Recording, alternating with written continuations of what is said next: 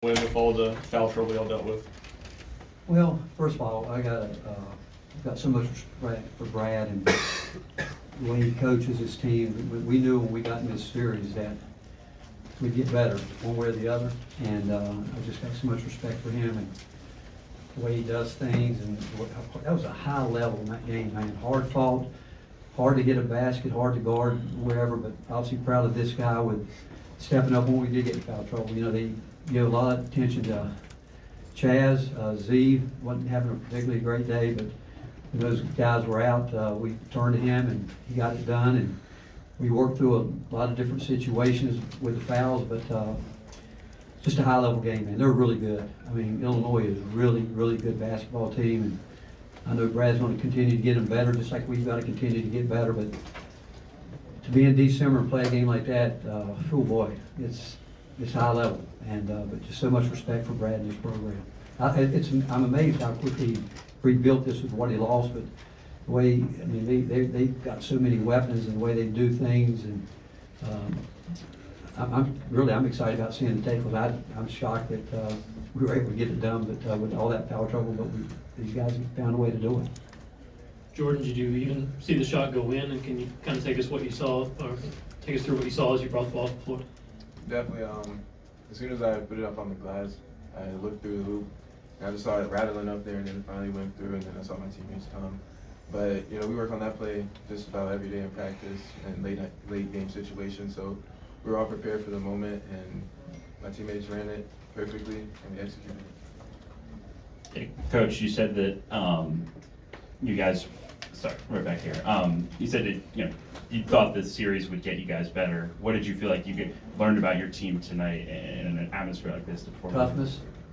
Again, really, I've only been here one time in my career, and it was back in 1985 or 86 when I was at Ohio State as an assistant with Coach Williams. And I remember being a pretty rabid place, but I just respect, and I've known Brad for a long time. You know, he and I share Bible scriptures every morning, and I got so much respect for him, and not just as a basketball coach, but as a person. And I know how hard he coaches his guys. I know how fundamentally sound they are. He knows how to put together a team and build a roster. We knew early. I thought it was great that when we came over to shoot around, people were already lining up around the building. We came out of the restaurant last night. There were some people, a group of students waiting on us from the Illini. And so I think our guys knew that the atmosphere was going to be what we expected it to be, but they got a taste of it 24 hours before it even started happening. But again, both teams played their hearts out. I'm telling you, we'll learn from it. They'll learn from it. And I told Brad, if we can both keep getting better, we've got a chance to both have pretty good years. Hey, Coach, right back here. What's up with the year 2 transfer jump? Like, it feels like you get guys, if you could get them for a year, but keep them for that second year, they really elevate. And Jordan tonight just was so much better than what he showed in the last year. Well, when his dad works for you, it's not hard to get him, you know? Actually, with Jordan, and he'll tell you this, his dad said, I can't recruit him, you guys will have to do it. And the reason being, when Jordan was maybe just before he went off to school to upstate, he was in the gym consistently with Lamonte and Jordan Bowden. And they actually told me, and two guys that had a great impact on our program said, if this guy ever wants to transfer, Coach, you want him. Said he's one of our guys. And I thought about it, but you know, I think loyalty to Dave Dickerson and the way Jordan felt about upstate, he felt like he needed to stay there for 2 years, but there was no doubt. Honestly, personally, I wanted him because I remember watching him play, and actually first time I saw him play, he hit the game winner. Remember that shot? That was in the tournament, I think. In the tournament, he had a game winner, but a 3-point bank shot off the side of the basket, but it went in with his demeanor. But the reason was because of Lamonte and Jordan Bowden, really, is why. And he came in, he's worked really hard. He does everything that you want him to do, and I thought tonight's a big thing for him because we said, hey man, we got to come through, you got to do it, and he worked really hard. And they guard. I mean, it was a physical game. I mean, we knew coming in they're going to hit us with a lot of ball screens and do just screen, but it was a high level game. But proud of Jordan because everything he gets, he's worked for it, he's earned it, and just so glad he's with us. Rick, what you got from D-Stone in the second half, over to your right. Right. Okay. what you got from D-Stone in the second half there with that block and that three-pointer, how significant was that at that point in the game, and just for him to get going, to have those plays? I thought the play, I thought about 3 plays of the game. One would have been D-Stone's little floater, because we were hemorrhaging right there. I mean, and he had that little floater. I thought Igor's steal on the side was a huge play, because I know how good a coach Brad is coming out of timeouts. That was a big play, and then obviously Jordan at the end. But I thought that floater, at the time we were, I think they might have been up 6. And that was a huge play, because at that point in time we were teetering. But he made that play, and then rebounded the ball again. And he hasn't, yesterday he practiced a little bit. He was released out of concussion protocol yesterday. And so again, I thought Bishop helped us. You know, when he went in the game, those guys helped, which is good, because we're hoping when we get Cam back that we can get into having a 10-man rotation if we can get there. And but I thought those guys coming off the bench were obviously very important.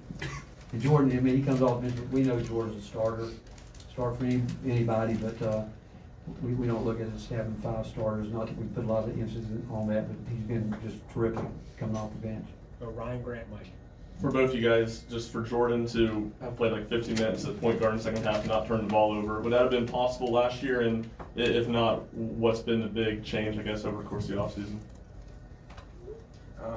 I'd say really just the practice. Going against the Kai every single day is just caused me to get better each and every time. And he works, and we just compete each day.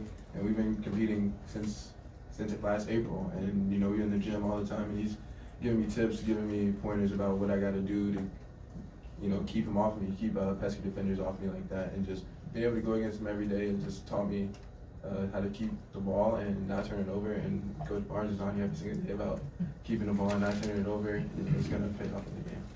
See, man, I think he works. He's worked at it. He's plays multiple positions, but where I think Jordan's improved the most is defensively. I think offensively, he's one of those guys really, when he gets his feet set and shoots it, I think it's going in, and he's become a terrific downhill driver. He's been able to start scoring at all 3 levels. But defensively, he's gotten better, but he said it, the competition that he and Shaq and Z and we're getting Chaz there, that's every day in practice. They honestly, they played away in practice, and that's why they've gotten better.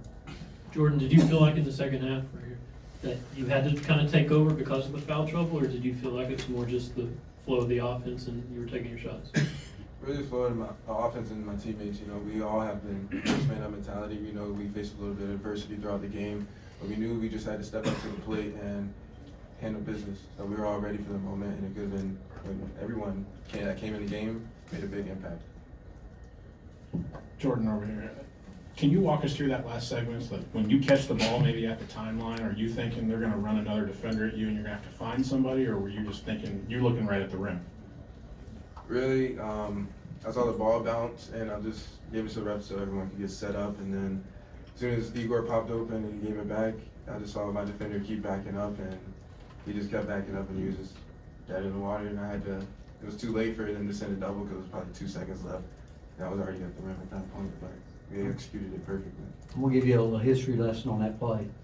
I was an assistant coach in 1980 at George Mason University. We didn't have a big recruiting budget, so we decided, Joe Harrington, the head coach, said we need to put out a monthly newsletter to all the coaches within a 250-mile radius and try to get George Mason on the map. And so I worked with our SID, and we came up with a segment of it where we were going to we called it Coach's Corner, where we were going to ask different coaches around the DC area or wherever to put together their favorite play. And so my first time I drove over to DeMatha High School and asked Morgan Wooden, legendary coach at DeMatha, I said, Coach, you've been doing this a long time.